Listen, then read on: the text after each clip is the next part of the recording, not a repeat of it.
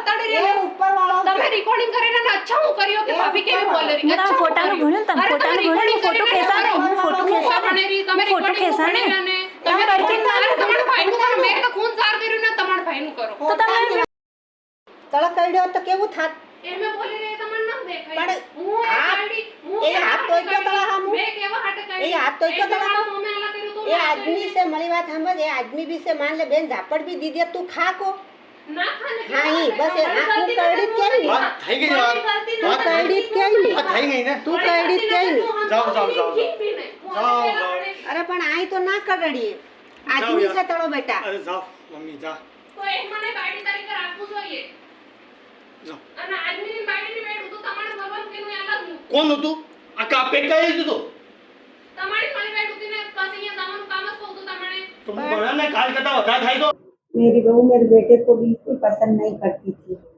तो बहुत परेशान करती थी क्योंकि उसका दूसरे के साथ अफेयर चल रहा था इसी कारण से। और उसका व्यवहार हमारे साथ बिल्कुल दिन रात झगड़ा झगड़ा, रात को चैन से सोने भी नहीं देती थी। झगड़े के अलावा कुछ भी नहीं, ना कुछ काम करती थी ना कुछ भी नहीं, बस सोना, तैयार होना, सजना संवरना वही उसका काम था, बाकी कहीं नहीं। आपके बेटे क्यों पसंद नहीं करती? वो दूसरे कमलेश पुरोहित के साथ उसका अफेयर चल रहा था, 10-12 साल पहले का अफेयर चल रहा था, इसलिए। कमलेश कौन? कमलेश राजगढ़ का रहने वाला है। कमलेश पुरोहित हमारे समाज का ही है। प्रियंका का उसका बॉयफ्रेंड, रिश्तेदारी में भी रिश्तेदारी में उसका जीजा लगता है। जीजा के साथ रहता है। हाँ, जीजा के साथ अफेयर। उस दिन क्या हुआ था? उस दिन उसी ने खाना बनाया शाम का, हमारे सबका खाना, नहीं तो वो नहीं बनाती, हम ही बनाते। और उस दिन उसी ने बनाया और पता नहीं उसमें क्या मिलाया, तो हम तीनों सोए रहे, हम दोनों माँ बेटी भी रहे, हमारी भी नींद नहीं खुली। और लड़के को भी पता नहीं दूध में भी कुछ डाल के दिया और पकौड़े बनाए, उसमें भी कुछ खिलाया, हम नहीं उठ पाए। सोया का सोया रह गया, पूरा सिर फाड़ दिया, वो उठ नहीं पाया।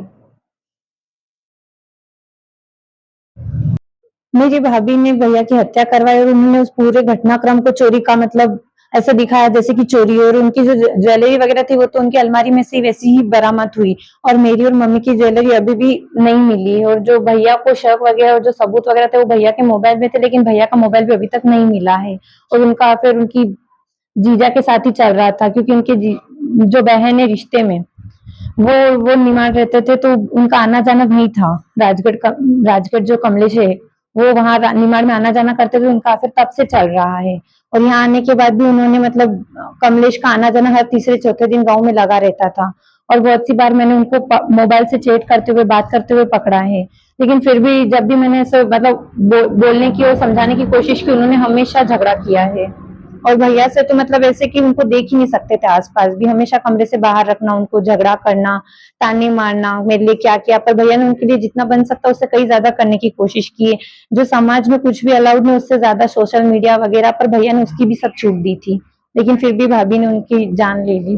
और उन्हें सख्त से सख्त सजा मिलनी चाहिए अपराधियों को, उन्हें फांसी होनी चाहिए और उनके घरों पर बुलडोजर चलने चाहिए। आपका नाम? जी, घटना रात्रि 2 बजे जब हमको मेरी आंटी जी और जो देवकृष्ण की मम्मी और उसकी बहन द्वारा जो चिल्ला के हमको बुलाया गया, उस दरमियान रात हम जब 2 बजे मैं मौके पर पहुंचा, तो जो देवकृष्ण था वो पलंग पे बड़ी गंभीर अवस्था में, उसका ब्लड वगैरह निकला हुआ था और गंभीर अवस्था में पड़ा हुआ था। उसी टाइम हम परिवार के जैसे मेरे अंकल जी वगैरह, हम उसी को अपने प्राइवेट वाहन से जल्द से जल्द हॉस्पिटल लेके पहुंचे और प्राइवेट हॉस्पिटल लेके गए। तब डॉक्टर द्वारा उसके देखा गया, तो उसी टाइम वो उसकी मृत्यु हो चुकी थी। डॉक्टर का कहना था कि ये लगभग 2 से 3 घंटे पहले इसकी मृत्यु हो गई है, इसका ब्लड वगैरह जो है वो ठंडा हो गया है। फिर वहाँ से हम लेके सिविल हॉस्पिटल गए।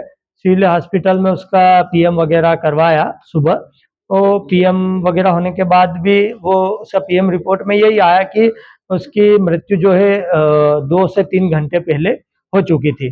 अब हमारा यही दुख हो रहा है कि जो देवकृष्ण की पत्नी प्रियंका है, वो अगर घटना होते टाइम ही अगर वो बता देती तो हो सकता आज हमारा भाई हमारे बीच होता। इस प्रकरण में हमारे उच्च अधिकारियों के निर्देशानुसार बारीकी से इन्वेस्टिगेशन किया जा रहा है।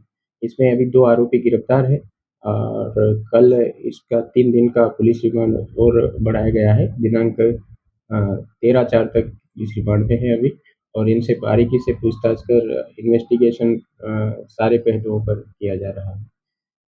इसमें जो लूट में जो जेवर आभूषण बताए गए थे वो अभी आरोपी या से गिरफ्तार जब्त किए गए हैं और बाकी जो उसकी सास के गहने बताए गए थे उसके बारे में अभी पूछताछ की जा रही है।